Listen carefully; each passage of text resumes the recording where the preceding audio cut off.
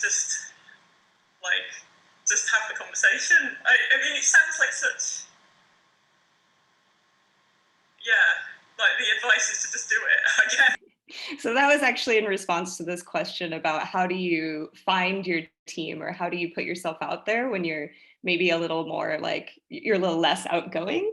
And so the advice is to just do it, but also to realize that curators and the folks that are reviewing your applications, those are people, and they're doing this because they love it. And at some point they weren't where they're at either. So just, keep that in mind.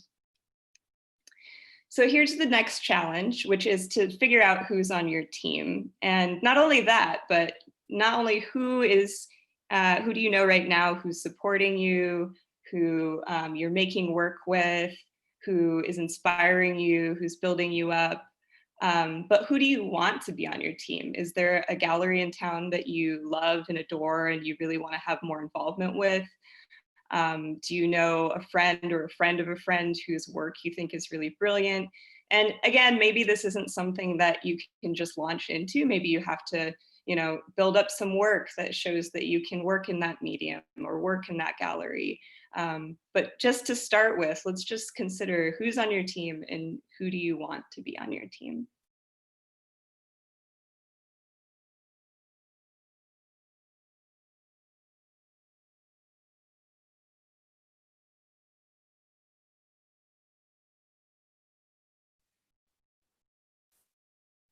You can feel free to write these things down if it helps, or you can just think about it. And again, this slideshow is available, so if you want to come back to it and do these exercises for longer later, please, by all means, do that. Another thing I wanted to talk about before we launch into the portfolio itself is picking projects. So you might be one of those people who has ideas every week. You might be one of those people that has one idea a year, but it can be really tricky to figure out which projects to do. So I chose this quote, which I think is Lady Gaga, which is, "You don't have to catch every star and put it in the sky." And what I interpret that to mean in this context is that you don't have to do every idea that comes to mind, but it helps to have some kind of criteria for selecting what work to pursue because it's your time. So here are some bullet points that I ask myself these questions when I'm thinking about, should I do this project or not?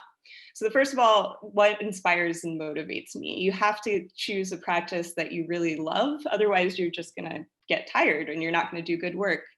And then what dialogue do I want to have? So when we create work for ourselves, that's one thing, right? And maybe it's an internal dialogue that we're working out. But when we're creating work and then we're putting it into the world, why? Why are we putting it out there? Sure, maybe it's because we want it to sell, or maybe it's because we're trying to build up our name or our presence. But also, I think in a lot of cases, it's because we're interested in a concept or we're interested in a practice, and we want to have a dialogue about that concept or practice. So I like to think, what dialogue do I want to have by creating this work? Another good question is, why do this now? Why do I have to do it now? Or why is it a good idea? Do I have access to the materials right now? Is it relevant to this time period? Also, what qualifies me as the artist to make this project? Can anyone make this project? What is it about my experience and background that makes me well suited to do, say, a project that combines journalism and VR? So questions like that can really help, also like help you form this idea of who you are as an artist and what makes you unique. Is it an original idea? Should it exist? Why? These are all good questions. Does whatever I'm making fit in with my other work and goals? I will say, as an interdisciplinary artist, I'm really for people experimenting and doing new work, and not necessarily, just being like the banana artist that makes sculptures that are bananas all the time. Even though that really does help to like build up a brand and to sell work ultimately, and to put it into shows sometimes. But it's good to experiment, but also to see, does the work that you're creating build upon the work that you've done previously? And also, is it furthering whatever your goal is? And then, is this a good collaboration candidate? Is this a work I can do with somebody else? And would that collaboration help me grow as an artist? So now I'd like you to write down 3 projects you want to complete in the next year, and then decide from those 3 projects, based on these questions, which one would be the best candidate for you for this year.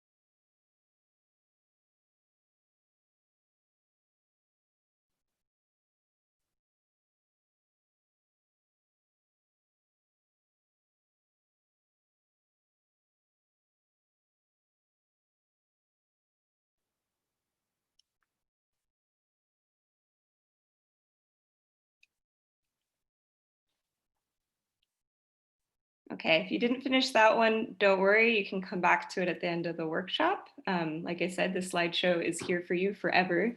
So if you want to spend more time with any of these exercises, please do. So let's get to the portfolio. Now, I know some of you out there do not have websites, and I know that you don't have them for a variety of reasons, and I don't want to shame you into getting a website. Is the last thing I want to do, but I do want to describe why a website is useful and where it will come in handy. So for starters, it allows people to see your body of work. So rather than showing somebody your Instagram where there's maybe not context about like, when did this thing happen? What is it made of? You know, where was it displayed? Did it receive any praise in the paper or whatnot? You can have all of that on a website, and it's in a nice, easy to take from format, which could be useful for, you know, recycling that information in applications, and also for other people to find that information if they're writing about you. It also is a singular location for all of your content about you. So that can include everything from that we're going to go over today, the bio, the artist statement, CV, your portfolio, but also maybe you have a shop where you like to sell reproductions of your works on t-shirts or cups or what have you, or you have a blog, or you have tutorials and classes, or social media links, or a press kit. All of this stuff is good to have in one singular location. And then it helps you remember what you've done. I have been working as an artist for almost 10 years now. And when I look at the section of my website that covers news, and it covers all of the things that I think are important or interesting in my career, and I look back, I can see exactly when this article came out or exactly when this show was. And sometimes that's really useful information, again, for applications, but also just to remind myself like, oh, I've done this before. And then also it distinguishes you as a professional and not just a hobbyist. There are people that will, like, an Instagram just isn't going to fly when it comes to some applications. So it really is a step up in seeing yourself as a professional, and taking ownership of your practice and framing it. And then it's a place that you can point to for applications, gigs, etc. And it makes you more Googleable, which is actually really important, because when people don't know who you are, that's probably the first place they're going to go. And wouldn't it be great to be able to control exactly what they see when they Google your name? You can do that with a website. And it'll make you feel more confident ultimately in your work as a professional. But then, like, you need to, you know, work harder. Like, if you don't get an opportunity, you make an opportunity. So for spaces, example, like me before I had the space, and yeah, my friend told me like anything can be a space. Like, you know, the roads, like, you know, the your room, your bathroom, or even the garden, everywhere is like space. And there's no limitation. Art has no limitation, and all you need to do is, like, you know, yeah, documentation is like really important, because from there, like, you know, you have an evidence that you did it, and then like it becomes an artifact, especially for performance artists, right? And from there, like these documentations, I'm talking about like videos and pictures, because from videos, actually, like it becomes like, kind of like more valid for a performance art rather than just picture. And from there, like, yeah, that becomes like your portfolio. So I love this statement, if you don't get an opportunity, make an opportunity. Because before we launch into portfolios, I know some of you are probably thinking, I don't have any work, or I don't have good work, or I don't have the work I'd like to show. And I love this idea of, well, you don't have to wait for the gallery. You don't have to wait for a show. You can make a show. You can make a space to display your work. And that's a great way to start building up your portfolio, because it's really hard to get that first show until you have something to show for it. So here are some example portfolios that I really like. And if you've pulled this up, feel free to click on a few of those and just have a look. What I like most about these portfolios is that they really give you a sense of who the person is, but also the body of work and how it relates to that person's motivations. And this is a theme that's going to come up a lot in this workshop, is embodying the work and the message of the work, and discourse, and how we create discourse through our work. So feel free to have a look at a few of those if you want to see some examples of what I personally think are good professional looking portfolios. And also, feel free to think about your own portfolio, not just in terms of, does it exist, but also what are some of the ways that these people display information about themselves that you would like to replicate in your portfolio.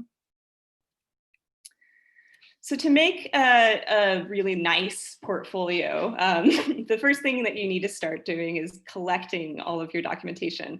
And this sounds like a no-brainer, but it's actually a huge step and it takes so much time, especially if you've done a lot of work, but also if you've done some work and you can't really consider, what is it that you want to show. And this is a lot about curating your work. But you need to collect it first. So photos, videos, journal entries, etc. I would say just gather up as much as you can and try to start organizing it, and then get into selecting what your strongest work is. So what is your strongest work? Well, first of all, according to you, what are the pieces that you've done that you are most impressed by, that you want to be exemplary of your craft? But then also, what would some experts say, or what would another person say? What would your audience say is your strongest work? And that's a question that you have to ask yourself, is how much do you favor putting your work out there that you enjoy versus your audience, or versus who is going to be looking at your portfolio? But keep it in mind. And then, what are you most proud of? What best represents you right now? Not necessarily who you want to be, but right now, what you're capable of. And then demonstrates the work you want to make. So maybe you have a lot of work that's been really well celebrated, but you're really interested in this other medium. You really want to do that. It makes sense to have that be a major part of your portfolio, to kind of weight it in a way that indicates that this is the direction that you're moving in now. And then also pieces that are notable, obviously anything that's been exhibited or won awards, etc. And then also what differentiates you and your work. So what's really unique when somebody comes to your portfolio? And then also something to consider is being selective versus the volume that you're creating. So not everything that goes in your portfolio has to be shared elsewhere, and not everything that's shared elsewhere has to be in your portfolio. So as an exercise, list 5 to 10 of your strongest works. Again, this depends on what you're doing as an artist. So maybe they're films, maybe they're poems, and ask if these are in your portfolio.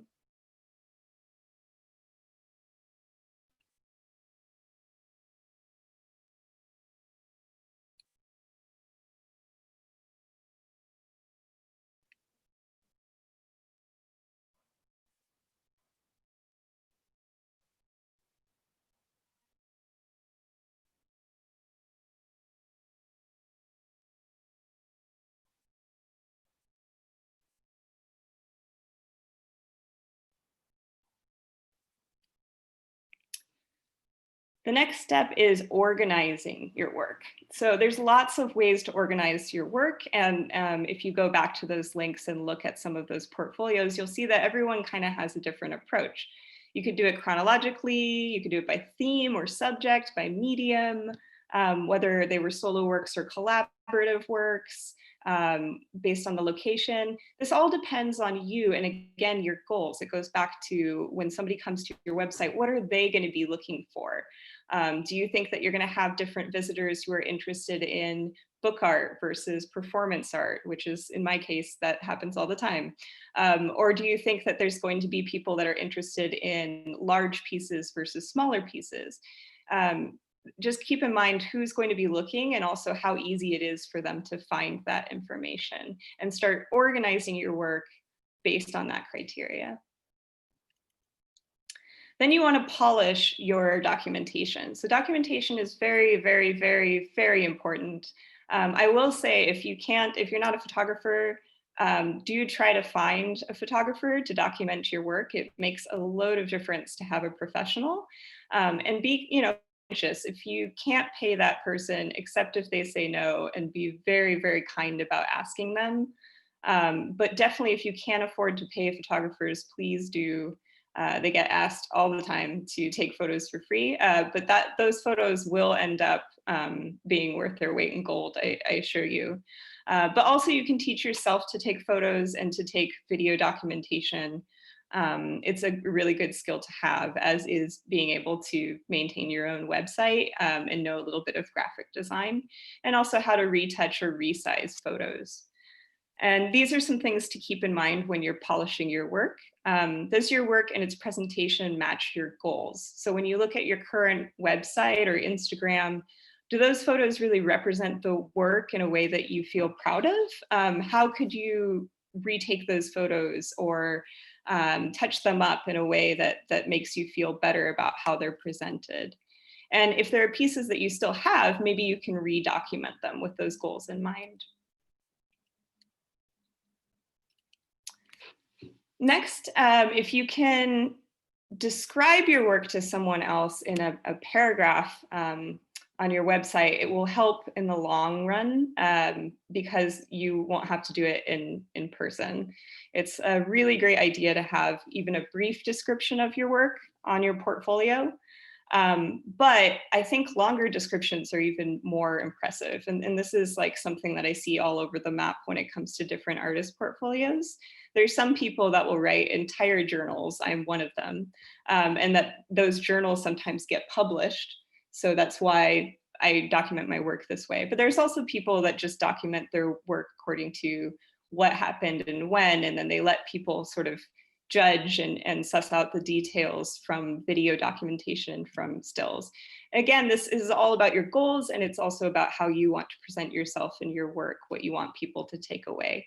But you should consider who's going to be looking at your work and what they would want to know about your work. So not just what happened where and when and why, but also, what does this work mean to some extent?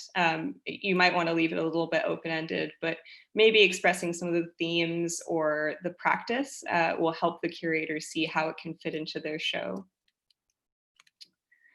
So as far as websites go, it's a very daunting task to take on a website. And I know so many artists that get involved in workshops like these and get really fired up and then get to the stage where they're creating their website and they don't actually complete it because they just get overwhelmed. They get to maybe 3 or 4 pages of the website. And a lot of the time that happens because they're trying to develop the website from scratch. And I know how appealing it is if you're an artist to do that because you really want to have control, you want to have something unique. But I would say to start with, just to have something that works and just to have sort of the guts of what's going to go in your portfolio, start with a template or a service, and then just have the content nicely organized. And that way, if you want to redo it according to your own design, you know what's going to be in there. So it'll be easier for you to design. And then you also have something in the meantime that you can point to. These are some resources in order to help you with that step.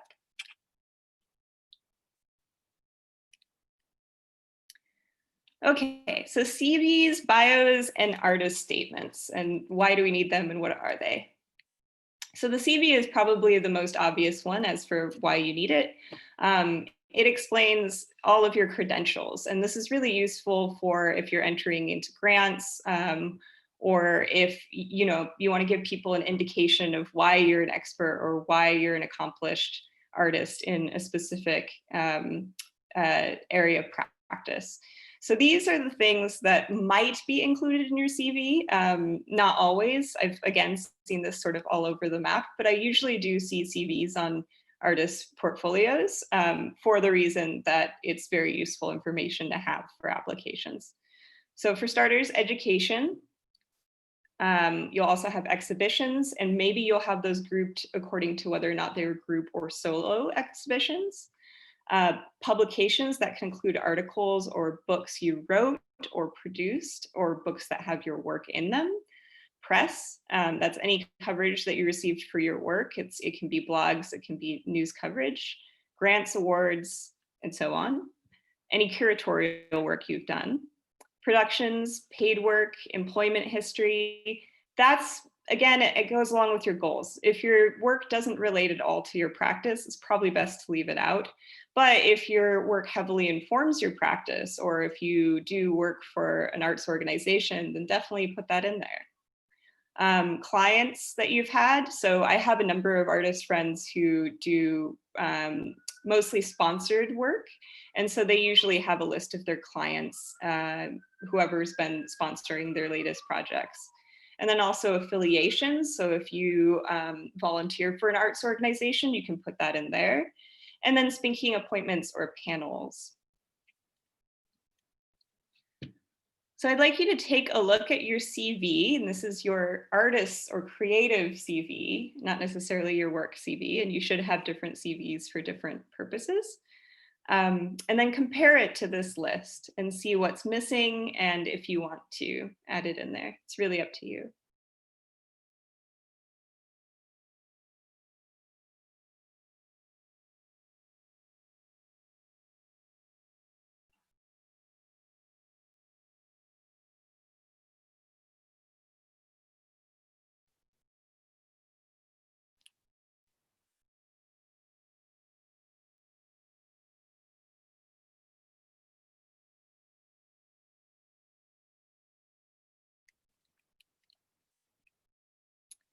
And here are some example CVs. Feel free to click on these if you have these pulled up. And the reason I like these is that they're very well organized. It's really easy to see what the credentials of each artist is and what happened when. And it also gives a little bit of information and a feel for, what is this artist doing? What communities are they involved in? They're just very well organized, and these are excellent examples.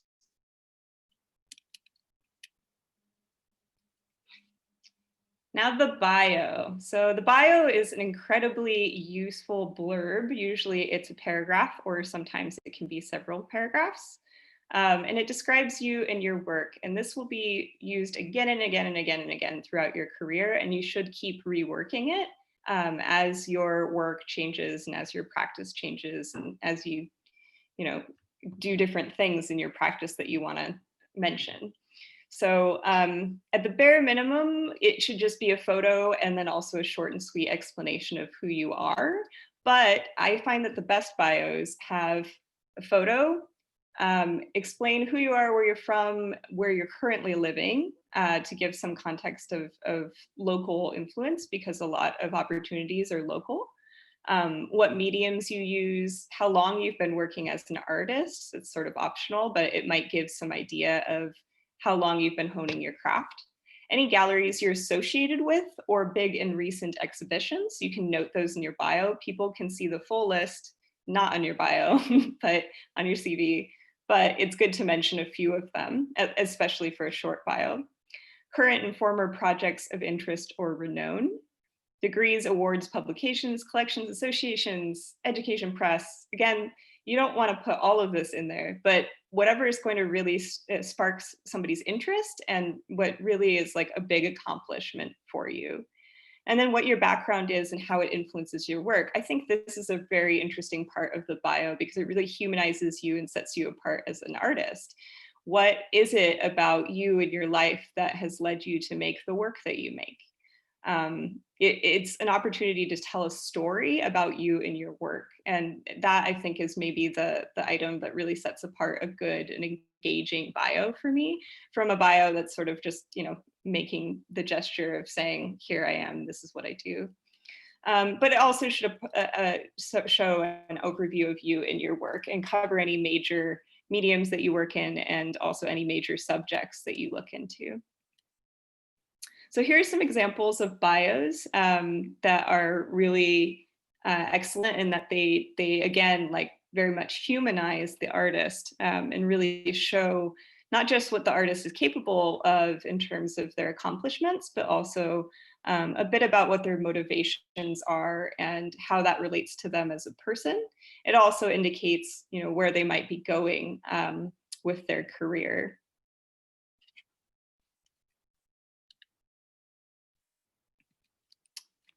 So I'm wondering how many of you have bios. You probably have different kinds of bios. Again, maybe one related to your profession, maybe one related to your art practice, maybe another related to some other project that you do. But for the sake of talking about the creative bio, do you have one that's up to date? And if you don't have one, I want to take 5 minutes to just write one very quickly. And what does the bio have to have in it? Well, let's look at these bullet points again, and let's just answer them as a starting point.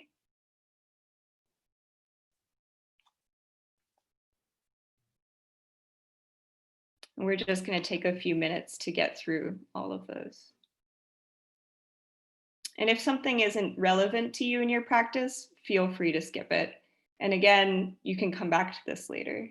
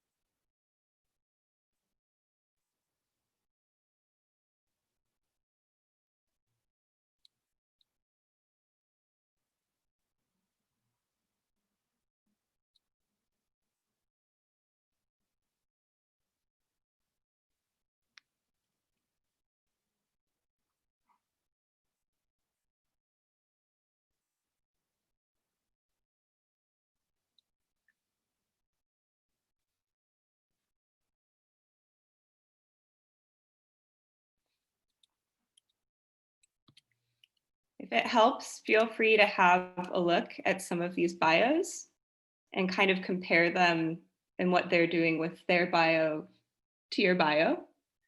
And not necessarily copy anything, but keep in mind what it is about that bio that makes it engaging, and how could you do that? How could you rewrite your bio to better give that impression?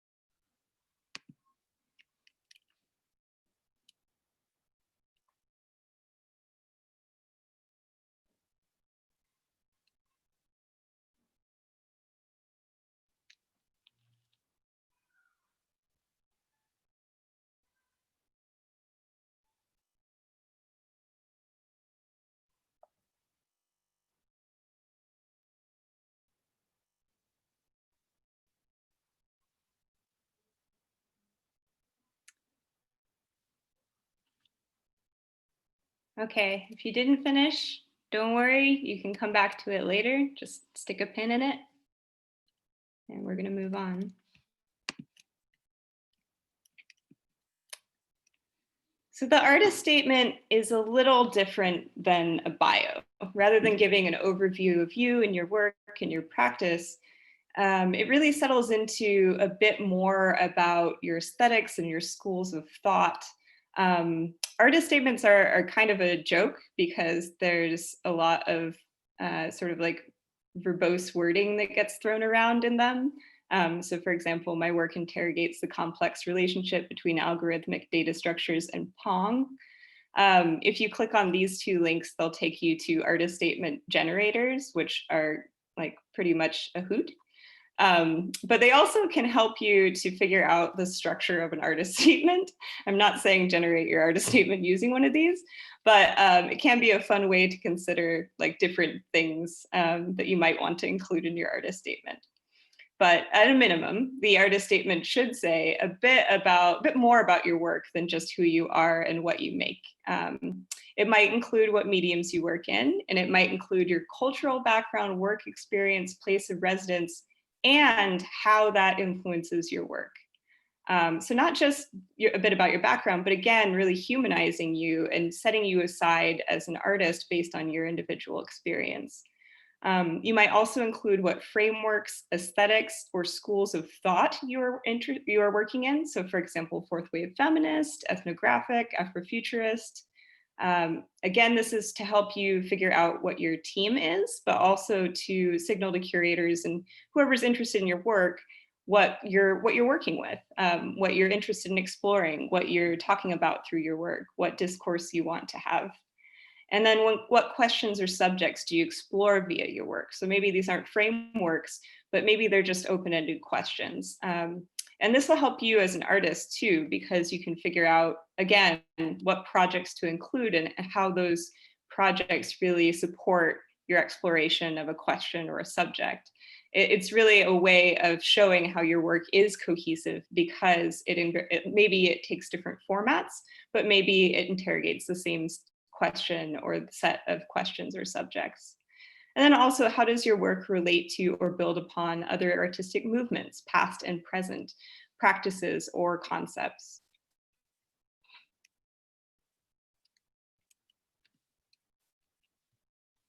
So here are a few artist statements.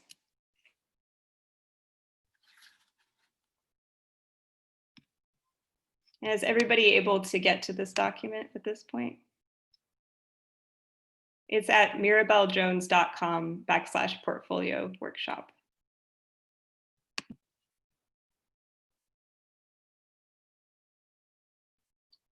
And again, what I love about these artist statements, let's just actually pull one up real quick,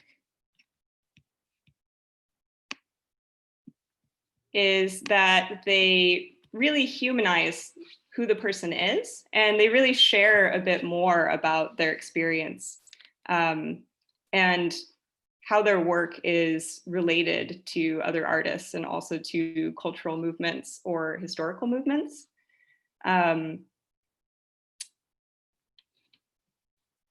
It also might talk about why you've selected a certain medium for your practice, how that relates to questions that you're interrogating.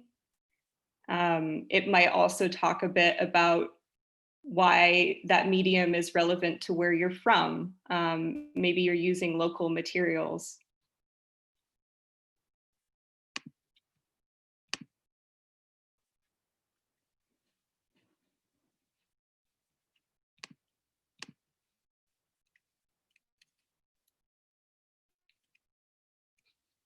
So the next challenge is to, if you have a statement, again, is it up to date?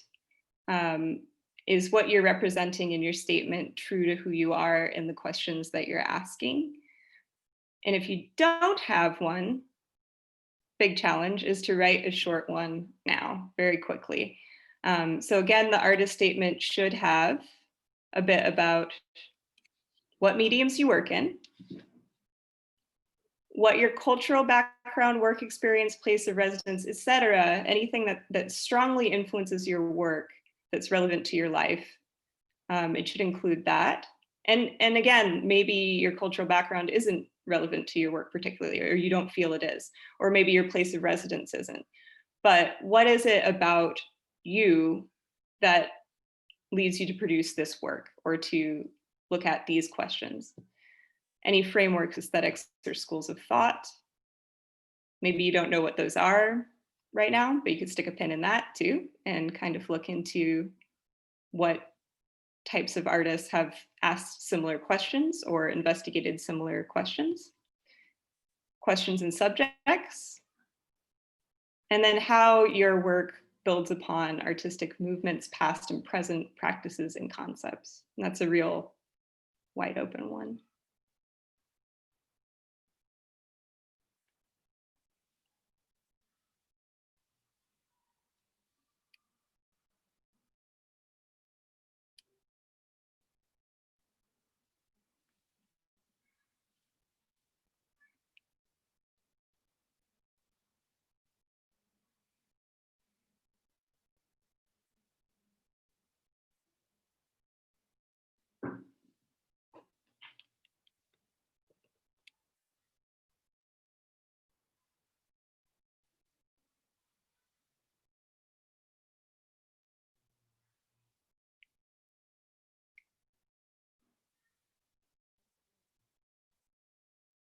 Okay, so we're not going to finish this now.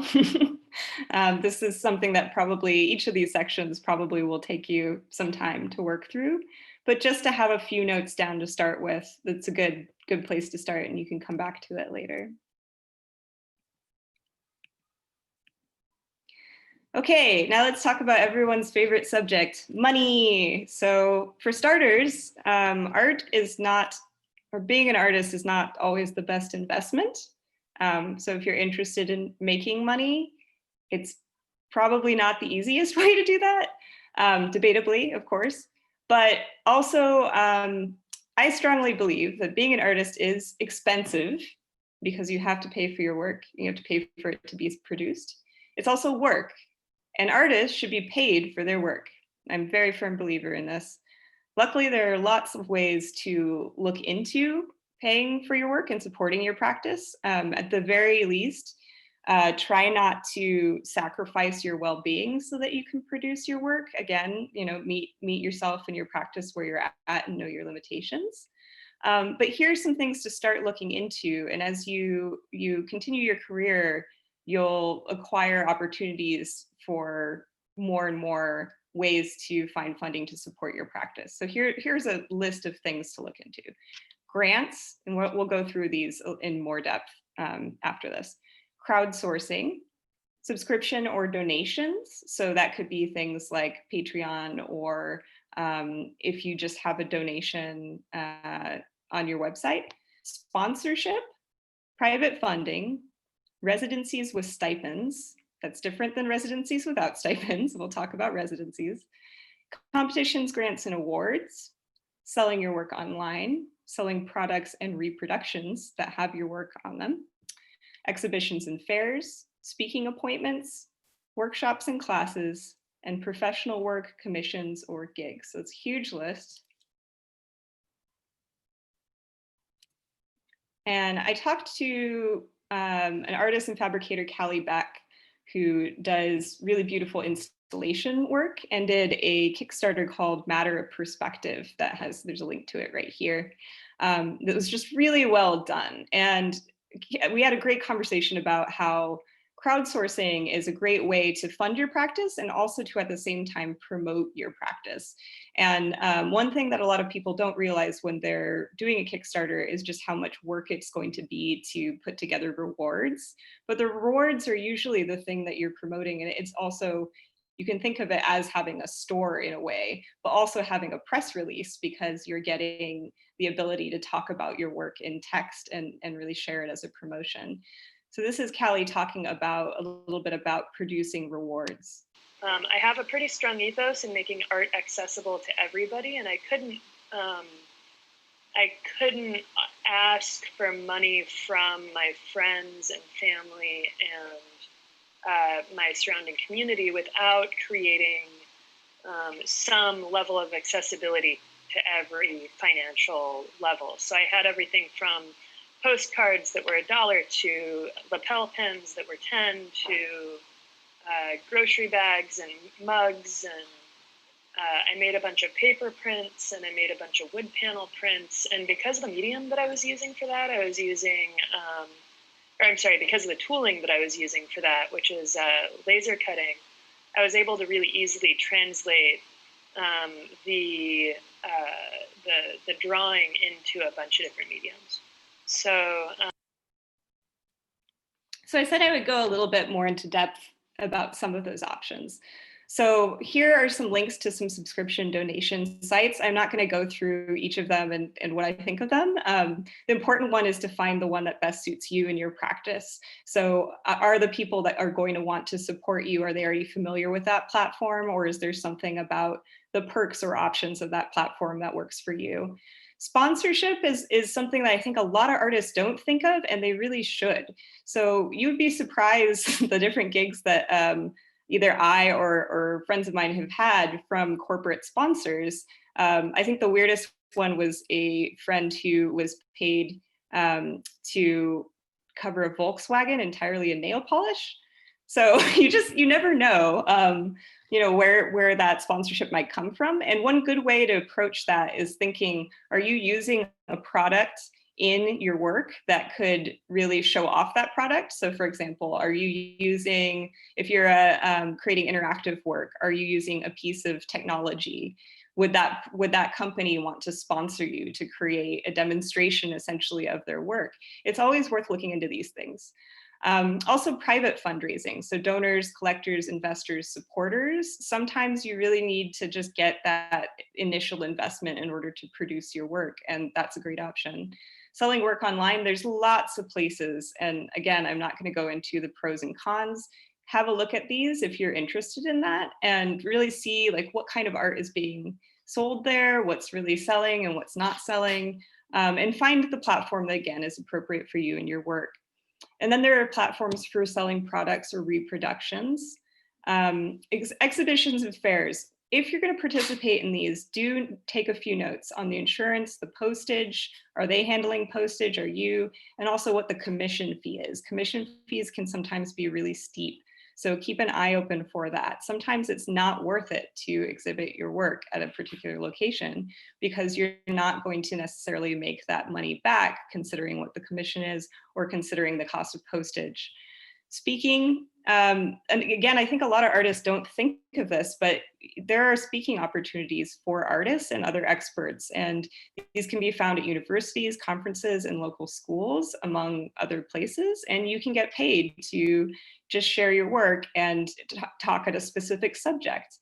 Workshops and classes are another great outsource. So Udemy and Skillshare are two of the big ones, and then also monetizing YouTube channels. A lot of artists make their income doing that and sharing tutorials. And then professional, of course, having a position in a production house, a creative agency, or gigs. I would say for that last one, be aware of what you're going to be making and if it's really going to fulfill your goals as an artist. Again, this comes back to goals. If your goal is to really show that you're a professional, to make a lot of work, and you don't necessarily care if it's your intellectual property or if it's something that really is like from you or your brand or your idea, then I would say definitely look into being a part of a production house. But be aware that working in them, you sometimes have to decide, how much of your, is this a creative project that you want to do through this platform, or is it something that you want to keep sort of as your own independent work? And then you have to consider if you have the energy for that too. So just be aware of that. And then there's a link down here to Gigs Plus. So I'm not going to go into all the different ways that you can get gigs and look for gigs, but go to any of these links if you want to explore that more after the workshop. So really quickly, just think what has worked for you in the past and what do you want to try based on your goals? So of this huge list, which of these have you already attempted and what's worked? And do you want to keep doing that? Why or why not? And then also, what have you not tried but you think might be a good option for you. And you can either just make a mental note of that, or you can write it down.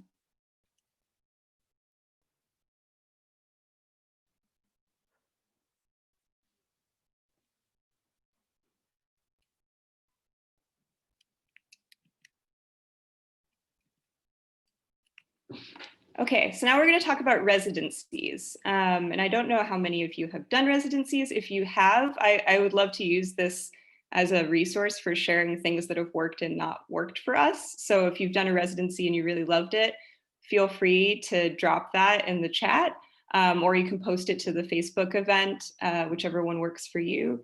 It'd be great to share those resources.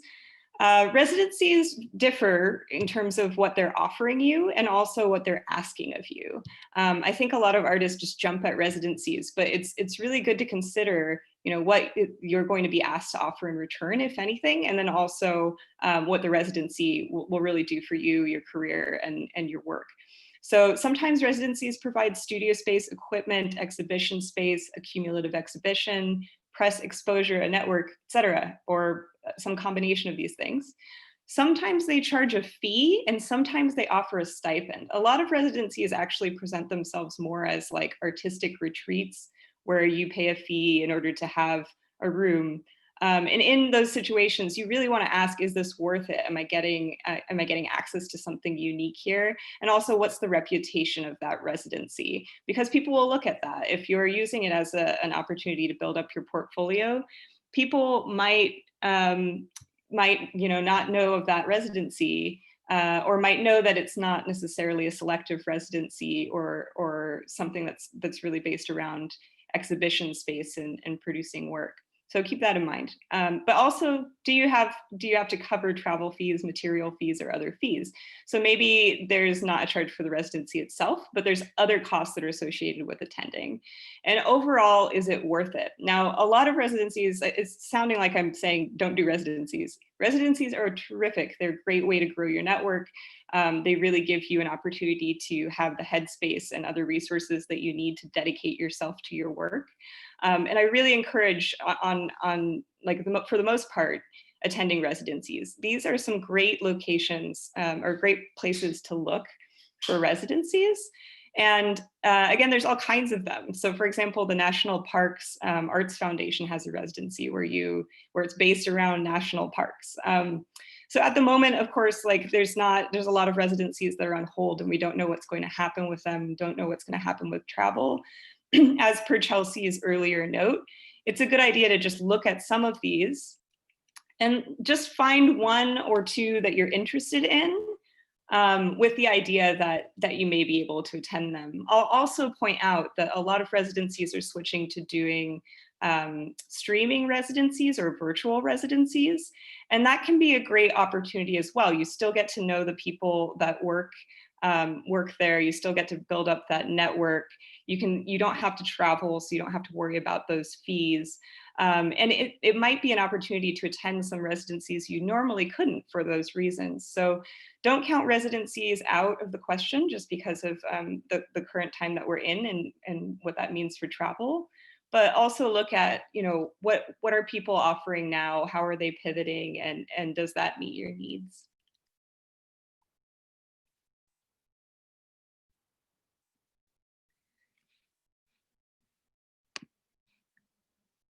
When you're working on networking, showing up to galleries that fit your practice is really important. Finding when they have openings, showing up then. Obviously during COVID, you can't necessarily go in person, but a lot of these galleries, museums are doing things online. You can keep showing up, you can become a known entity, you can become a presence. That's really important just to kind of build those relationships. I think another great way to network is residencies. Keep looking for residencies, apply to residencies. Even if it's a solo residency, you're suddenly now networked with the staff of that organization. If it's a group residency, even better because you're meeting other working artists, possibly curators, possibly writers. These are great ways to build it. You can't necessarily become too dependent on residencies for your entire career. They're a really great kind of interval every so often to build your network. I think those two things are incredibly important. Showing up at those galleries, meeting curators, wanted, at first this was like for us to see. First was not that artist community needs that or audiences need that, but the first inspiration was for us to being able to see and experience more performance art. And if it's not here, so how we can do to bring it here. So we just started. So that's Vida, who started Creature Festival. And another thing to consider, as per earlier comments, is not just attending residencies, but how can you create spaces or create things like festivals or events that really bring the kind of artists that you want to your area, especially if you're not in a big city. So I talked a bit about grants earlier. Grants are a huge subject. Again, we could do a whole class on that. I would say here's a great list of grants and resources. There are a lot of people that have actually pivoted their attention to offering grants because they can't do a lot of in-gallery activities. So definitely look into those. But also when you're applying to grants, keep in mind that the more specific a grant, the more likely that you will stand out for that grant. So really look for grants that are either local, that are maybe community specific. So is it a grant for LGBTQ people who live in California? And if you are that kind of artist, then you can apply for that grant. So really try to narrow that down. It'll really help with saving your time and attention and not competing with a wide pool of applicants. Also look for subject-specific grants, and anything that's local is usually a good option because, again, you can build that community. So homework for later is to find a grant that you would be interested in applying for using these resources.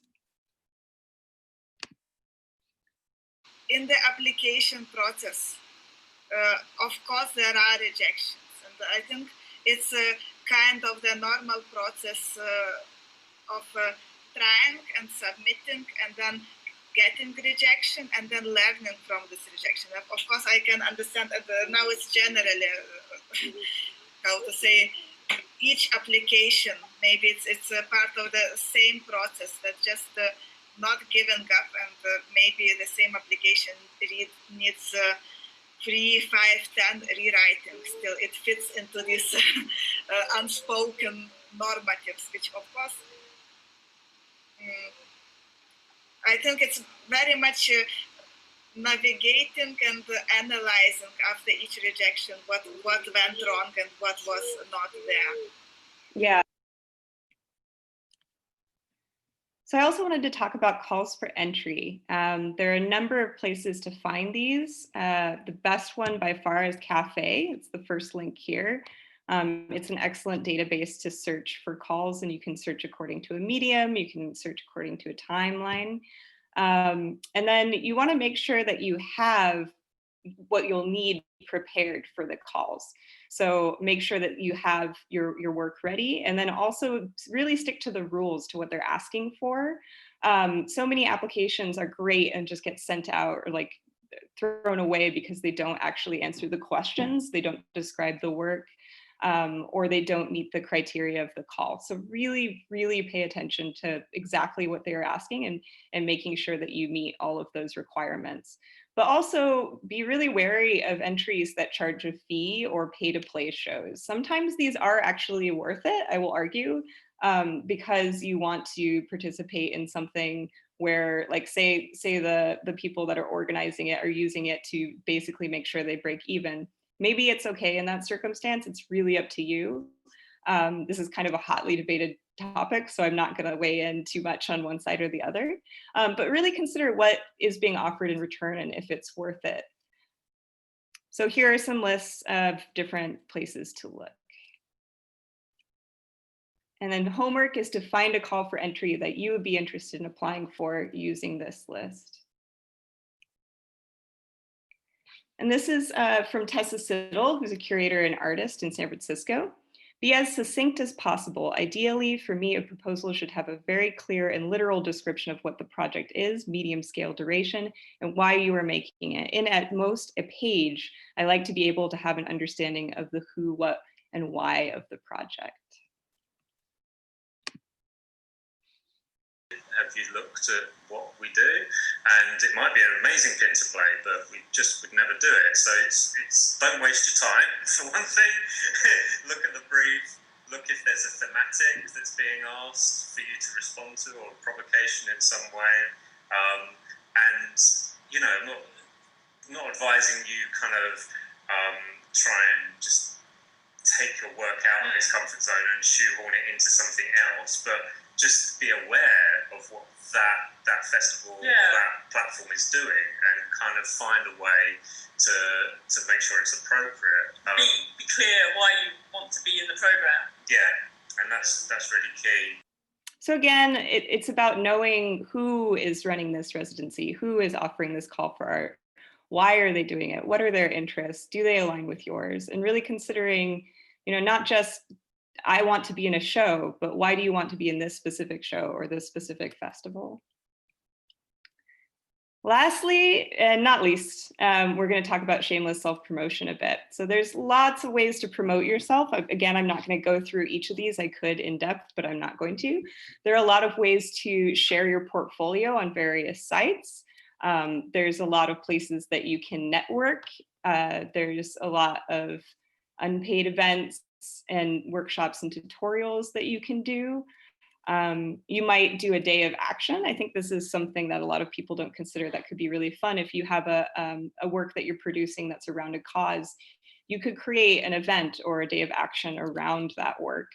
And then also things like unpaid fairs and festivals. Again, consider if it's worth attending. And then for homework, which of these have you been successful with and which do you want to try? So feel free to come back to that list.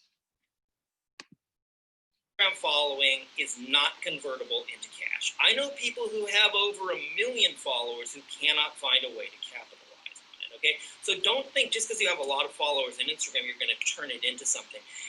And also, don't give everything away. And this is really, really important. Think about this. If you gave all those photos away on Instagram for free, then when you go to a publisher, you've got nothing to really sell them that hasn't been seen. So always keep some of that stuff in reserve. Also, you know, it's like, okay, let's say you have 100,000 or 500,000 or 1 million followers on Instagram. If they've already seen what you're trying to sell them, why do they want to buy it? You've already given it to them for free. So be very careful when using social media. Like I say, don't give everything away for free, and don't think that just because something's popular online means it's convertible into cash, because it's not. So that's Paul Kay, who has some very excellent books. I really recommend going back through this slideshow, and actually you can click on everyone's name and see their work and learn more about their practice and how it evolved. It might be really inspiring. But this is really great advice. Don't give everything away for free. I think that people just put all of their work out there all the time. And it sort of takes away the mystery of like, why would somebody go to a show to see your work? Or why would they buy this book of your photos if everything is already there? It's a really great point.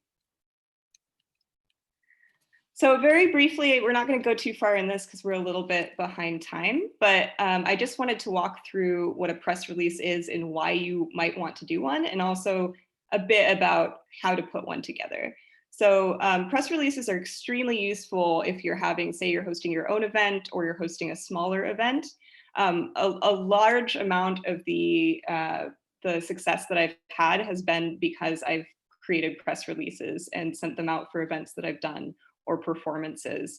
It's a great way to get coverage of your work and to get some publicity and get some really good documentation as well. So do look into that and just go through this list if you would like to write one. And then also, here are some examples of press releases. And for homework, have a look at some of these and think who the demographic is that these people are trying to bring to their show and their space. And consider that when you're putting together a press release. So that's everything. I know that that was a whirlwind and you probably have 8 million questions about all of that. And I would love to get to a few of those questions, but do feel free if you would rather just reach out to me individually. You can find me in all of these ways. And again, you can click through using that slideshow. And I would love to hear from you and keep updated on you and your practice and also hear your feedback. So let's open it up to a Q&A.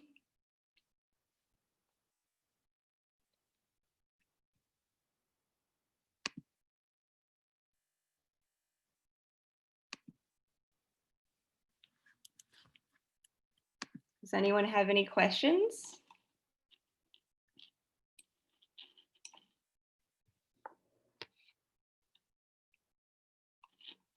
Hey. Hey. How's it going? Good.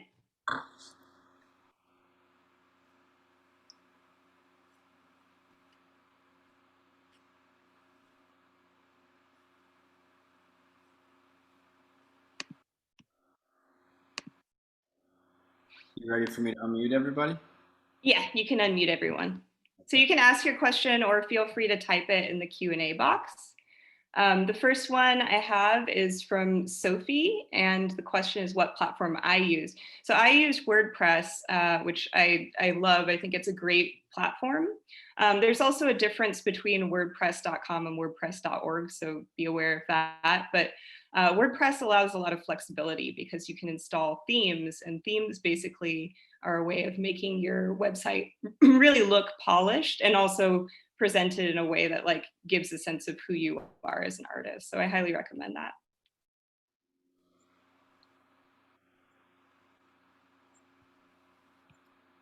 So I'm just upgrading everybody to panelists, so you can unmute your sound or your video on your own, and if you'd like to ask questions with that.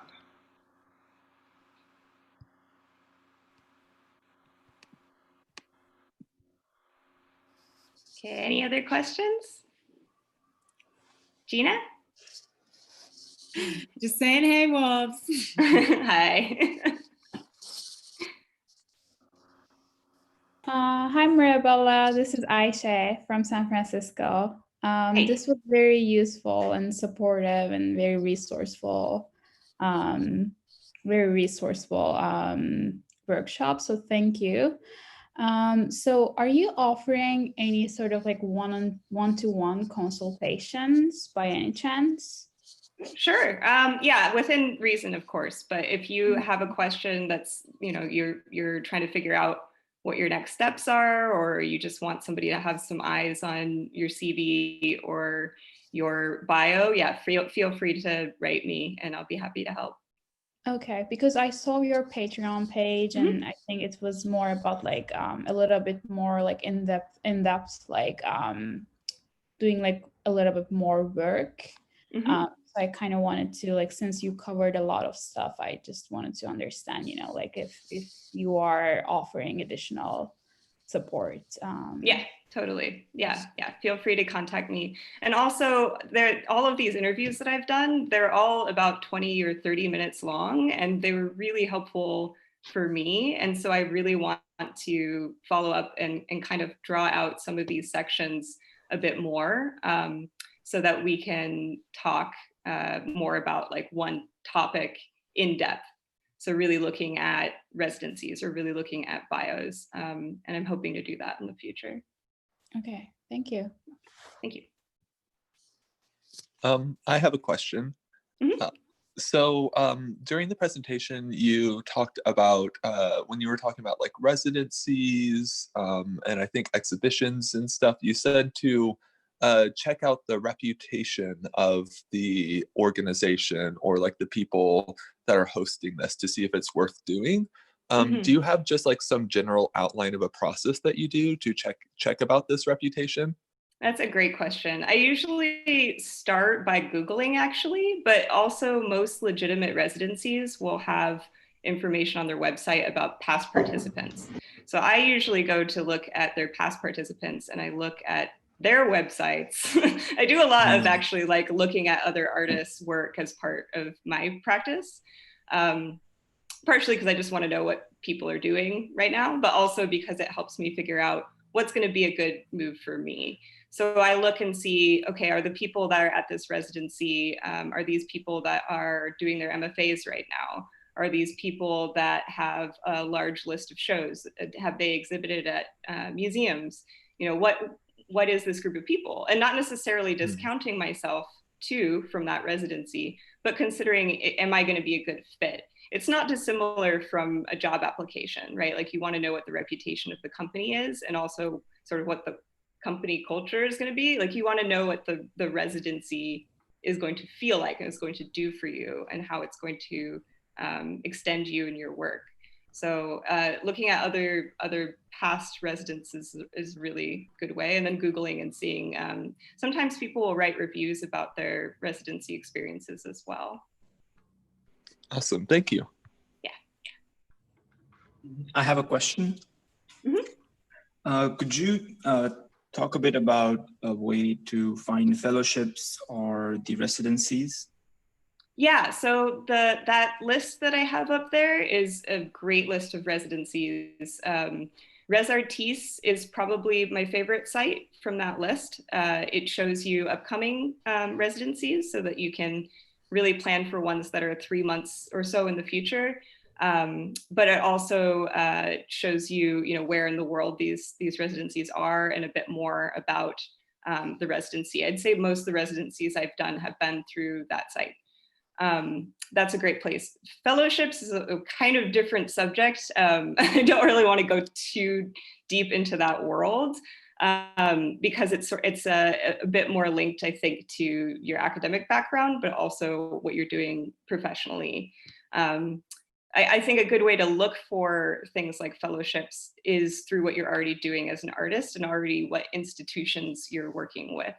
I would say the same thing. Another thing I didn't quite cover is when companies have artists in residence as part of their company policy. There are more and more opportunities like that. And I would just say for that, same thing, keep an eye out for those companies that you like, that you think might be really supportive. And just, Google, just see like, is there a residency there? Is there, what are they offering? Are they offering a competition or a fellowship or a stipend? And then, put those into your document or however you're sorting your future goals. Great, thank you. Yeah.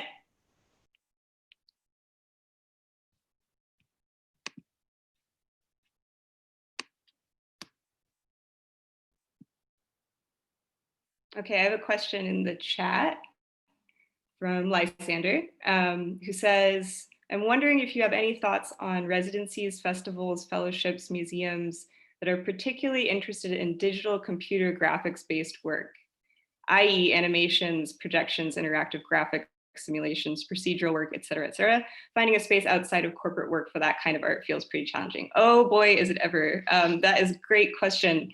I would say that there are a lot of companies that do things like competitions and residencies and sponsorships. And so I would actually look for those companies, so people who are making the software that you're working with, and see if they have anything that's like that might fit the bill. And then also maybe considering shows that have to do with new technology. So maybe there's not necessarily a show that's specifically for 3D sculpts or something specifically like that. But maybe there's a show that has, they're really exploring like new media art. Really look for that in terms of your search. And then also this is again, like finding your team. I'm not necessarily the best person to ask this since I don't do, I do interactive graphics, but it's not my primary medium. But finding your team, find the people that are working in that medium and ask them, or look for other artists that are working in 3D art and look where they've exhibited and kind of, poke around and see if those places are, if there's an open call or if they have a competition coming up.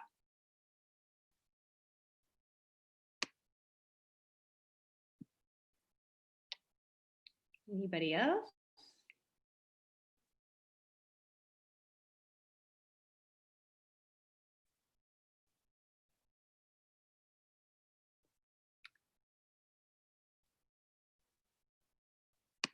Let's see, how do people,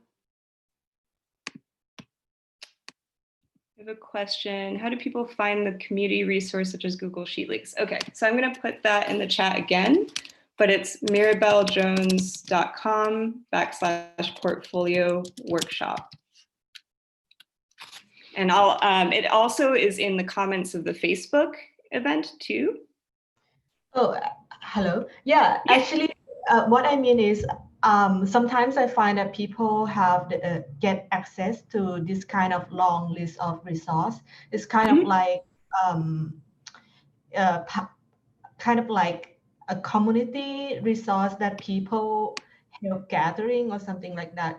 So I was thinking that if I would get into to see this kind of sheets, I have to get into an inside communities of it to get access to this kind of sheets. Sorry, yeah.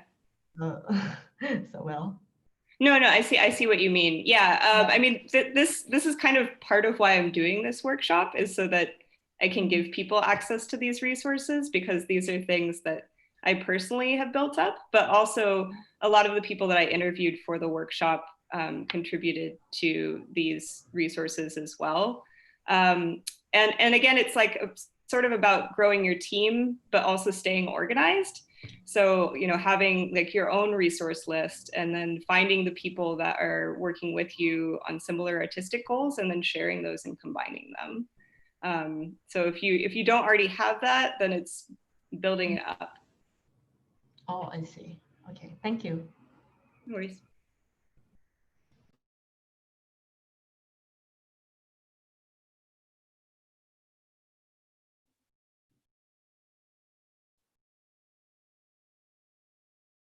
Okay, we're drawing close to the end. And so if anyone has any questions that they didn't feel like they wanted to ask here, feel free to write me or to post in the Facebook group if you want it to be something that's shared. I would love to see, you know, your work, and if you want to share that there, that would be wonderful. We can keep in touch and get to meet each other. And if you have any, you know, anything that I covered that you thought, oh, like this is a great resource, this is a great grant, this is a great residency, please share that. And then, yeah, just thank you all for coming, and it's been wonderful. Thank you so much to Gray Area for hosting, and I hope we get to do more follow-up workshops that are more in depth in certain subjects. But yeah, take care of yourself, everyone, and best of luck with your practice.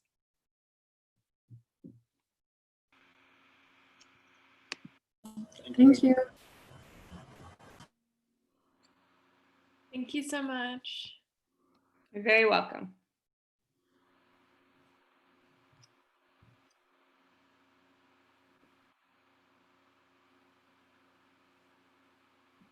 Thank you.